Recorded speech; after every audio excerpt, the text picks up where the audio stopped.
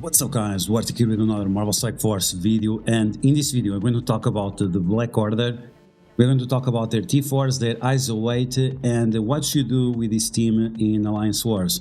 If you guys have been paying attention, right now we have a new version of Alliance Wars where cosmic villains and specifically Black Order and Thanos have additional stats. Cosmic villains, they're going to have a minor buff, 10% around that. But the Black Order, they're going to have a 100% stats increase. So this is going to be massive, and this is why we're going to talk about their ISO weight and T4s, so you can have the best Black Order ever on defense. So as always, if you like the information on these videos, make sure you share it with your friends on Facebook and Discord. If you're new to my channel, make sure you subscribe for more Marvel Strike Force content, and make sure you smash that like button like a boss. Let's get started. Let's talk about the Black Order. And I want to show you my Black Order as an example. So even that my Black Order outside of Alliance Wars is at 760,000 power, when you put them on defense in Alliance Wars, their power jumps to almost double. It's not exactly double, but it's almost double from the increase in stats. And because they are on Alliance Wars defense, you want to set up their ISO weight and their T4 in a way that the AI is going to take the most advantage out of that. So if you have a different opinion on ISO weights, that's fine, but remember that the ISO weight that you put on defense is different from the ISO weight you put on offense. So with that in mind, we can start off by talking about the position of the characters. We want Call Obsidian, Corvus Glaive, Thanos in the middle, Ebony Maw, and Proxima Midnight. Proxima Midnight, you want to protect her as much as possible. She is your princess, and you want to keep her safe, so she's going to be far away from the tank. Then Call Obsidian is going to be the tank. He's going to have taunt early on, and if you put Corvus Glaive behind Call Obsidian, he's going to have stealth, and any kind of chain attacks are going to be blocked by the stealth of Corvus Glaive. Then you have Thanos and Ebony Maw in the middle, because whenever they get attacked, Call Obsidian is going to attack with retaliation attack on the enemies. So like this, you increase the amount of chances that Call Obsidian has of attacking the enemies. And because he is far away from Thanos and Ebony Maw, you also have a reduced chance of having offense down on your own Call Obsidian. So keep that in mind. This is the best position, whether you use them on defense or offense. Once again, blocks chain attacks, increases damage output of your team, and also make sure that your characters that matter stay alive. Okay, so that's in terms of the position. In terms of the T4s, we can start talking about that now. I'm going to tell you before that, make sure you check out the channel. We are uploading a lot of videos per day, and you might miss some of them because not all of them get notified by YouTube. We already have the new defenses on Cosmic Crucible. This was the first day of the new Season 3 or Season 2.5. And yeah, these defenses are working very well, quite tough. I actually have to face my own defense in Cosmic Crucible, so make sure you also check out that video. Then we have some information about the new raids, why they're going to be problematic, and we have the Nova trials that are going to be reworked, so make sure you stay tuned for that on Wednesday or Thursday when we have the second version of the Nova trials.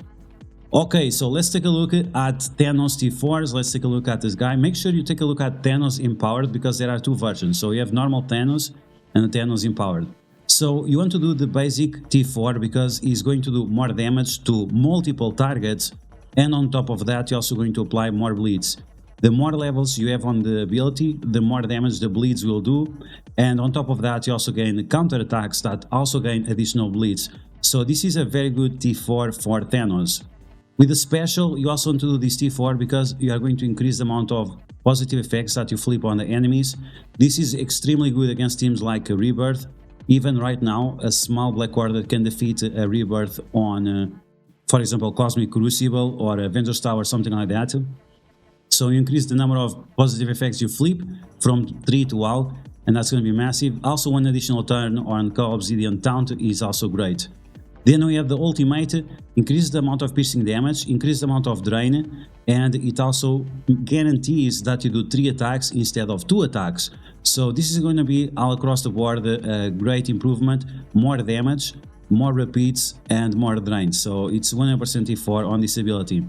And finally, we have the passive. And the passive is a very underlooked T4, but you can reduce the damage of all enemies by 10% on top of additional 10%. So you are lowering the damage of the enemies by 20%, and this is just massive. This is a massive shaft for the enemy team, especially because you're also applying offense down to the enemy. So that's going to be 70% damage reduction on the enemy team. On top of that, it also gives more speed bar to Thanos whenever one of the allies is under the 50% health. So keep that in mind. If your Corvus Glaive, Ebonimo, and so on go beyond the 50% mark, Thanos keeps getting more turns and more turns. And the speed bar, this 10%, is going to be quite impactful because it can happen 4 times, and that will result in additional turns. Okay, so that's all in terms of T4s for Thanos. Let's move on to the next character. So let's choose in terms of Cosmic, and now we can go for Corvus Glaive. Okay, so once again, we have to think about this team in terms of the AI. So the AI will always use the abilities full of energy. So first off is going to be the ultimate, then the special. Keep this in mind. This is why we have this isolate suggestion. This is why we have these T4s. It's because we are focusing on what the AI does, not the player. So when you take a look at the basic is a T4 that we are going to skip because this is an ability that will only activate on the 3rd turn. And it's not like it's a nice T4, but once again, on the 3rd turn, it's not a big deal anymore. You can still do this T4, but I would skip it for now, especially if you are a new player and you have to get up this entire team. This is definitely one of those that you can skip. Then we have the special. The special increases the piercing damage that you apply to the enemies, and the multiplier is 400%. Once again, these characters have 100% more stats, and they are going to destroy the enemies. So it's not an amazing T4 by any means. It's okay T4. Then we have the ultimate. The ultimate is slightly better. The multiplier is not as high, but you attack multiple targets.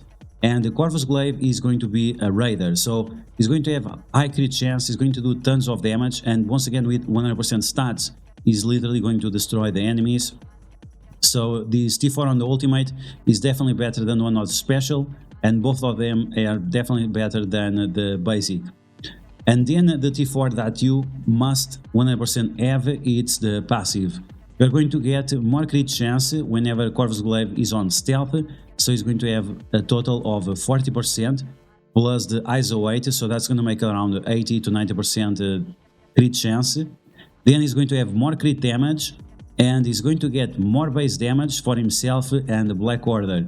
We have Call Obsidian with off-turn attacks, we have Call Obsidian with massive attacks, we have Thanos doing tons and tons of damage, so this is definitely a must-have T4 for this team. Let's move on to the next character. Let's take a look at Proxima Midnight, which, if you guys don't know, it's the waifu of Corvus Glaive. Okay, so once again we have this T4 with assists. This is a turn 3 ability. It's not a big of a deal. It's one of the last T4s that you do on this team, so keep that in mind. It's not super important early on. Then the special, it attacks multiple targets. It applies offense down for 2 turns. The problem is that you don't need this offense down, to be honest, because Ebonimo also applies offense down, and it's also quite early in the match. So having one additional turn and early on, it does make a lot of difference. So this is a T4 on the special of Proxima Midnight that you can skip, especially because she does not do piercing damage. So this is definitely one you can skip on this character. Then we have the ultimate on Proxima Midnight. This is definitely a must-have T4. This is one amazing T4. She's going to turn rewind, apply stun, and apply slow. And the turn rewind is by 50% with the T4. This is absolutely massive. And on top of that, she also does piercing damage. So this is one that you cannot skip on her. Finally, we have the passive for Proxima Midnight. It's a okay T4. We have additional focus that will help Thanos to flip the positive effects on the enemies. It also will help to apply slows, offense downs, and so on. But overall, it's not a big deal. If you want, it can be like your second or your third T4, making like the ultimate first, then the passive maybe, then the special, then the basic, in that order for this character. Okay, so that's Proxima Midnight for you.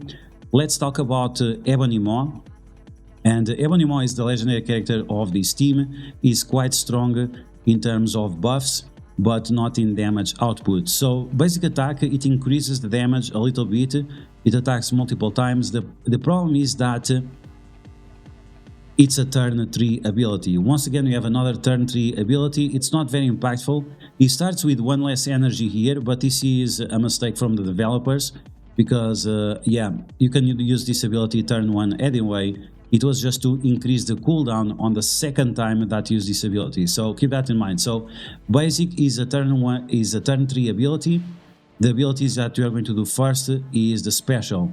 The special is the one that applies offense down for 2 turns, and it's the one that overlaps with Proxima Midnight, and this is why you can skip the Proxima Midnight T4 on the special unless you want to increase damage output. This T4 on Ebony Maw is must-have, 2 turns defense up for the entire team, and also characters that are not from the Black Order, in case you want to use this character in other game modes. But yeah, this T4 for Ebony Maw is extremely important, is definitely one of the must-have T4s. Now, the ultimate for Ebony Maw, this is 100% must-have, you cannot escape this, because you are going to reduce the speed bar of the enemy team by 20%, and you are going to increase the speed of your team by 20% as well. It's actually a total of 25%, because it's Black Order characters and Thanos. So 25% for your team, less 25% for the enemy. This is definitely a must-have T4 on Ebony Maw, and I would do this T4 second to the special. Now we have the passive. The passive is only 10% resistance for the entire team and Thanos. It's okay, it's not a big deal. It's nice to have additional resistance, especially with 100% more stats. But at the end of the day, this T4 will fall flat when this war meta ends, so keep that in mind. Okay, let's talk about the last character on the list, which is going to be Cull Obsidian. And Cull Obsidian is a tank, but is also a big damage dealer. So with this basic, he's going to attack multiple targets, which is unusual, and the multiplier is also very big. The problem is that this is a turn 3 ability, so it's not that meaningful. Now, he is a striker, yes, that's true, but he also has a dead ability, which is the special, and he's going to do the special first. So that means that you are going to only use the isolate on second turn and third turn, so keep that in mind. But overall, it does a lot of damage, and especially 100% more stats, so this is definitely a nice T4 to have on Cull Obsidian. With the special, just 10% more healing, it's not a big deal, very long cooldown, so forget about that. Focus on the damage output of this guy, and for that you have to focus on the ultimate. Massive nuke, and it does additional damage with each death proof he has. If you do the T4, not only it increases the multiplier on the ability, but also the multiplier on the multiplier. So that's going to be great. This is definitely a good T4 if you have a big Cull Obsidian.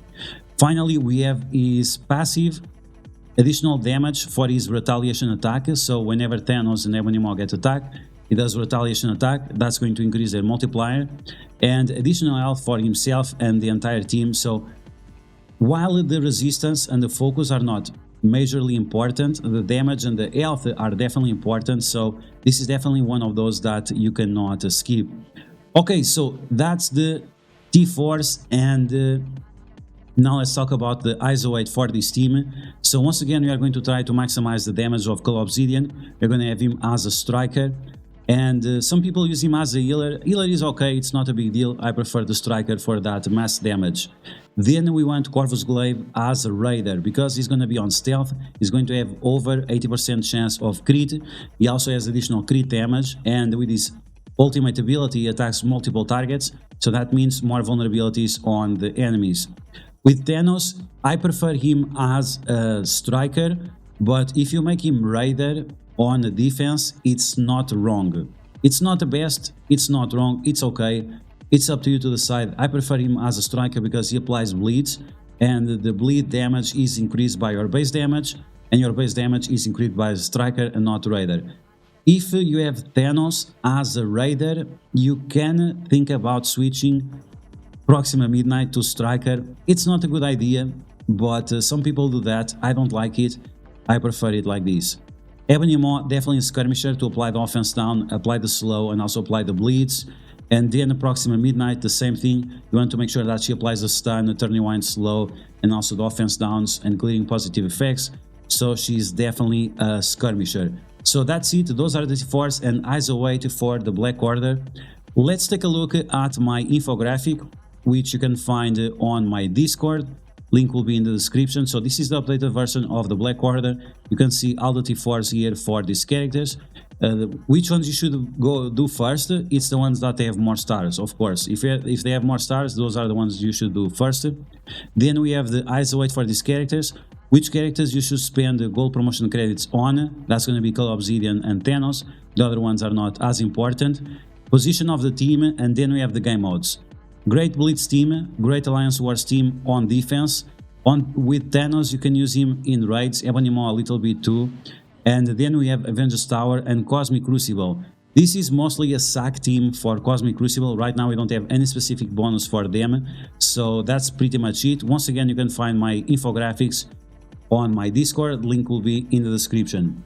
So yeah guys, that's gonna be the video. I hope you guys enjoyed the updated version of the recommendations for Black Order for you to use them in Alliance Wars defense. Once again, if you are using them on offense, which you definitely should not, then the eyes await is slightly different for this team, but overall this is all scenarios, mostly T4s and eyes await recommendations. So I hope you guys enjoyed this video. If you did, make sure to smash that like button, and if you found the video helpful, make sure to share it to your friends on Facebook and Discord. If you're new to my channel, make sure to subscribe for more Marvel Strike Force content, and I will catch you guys later.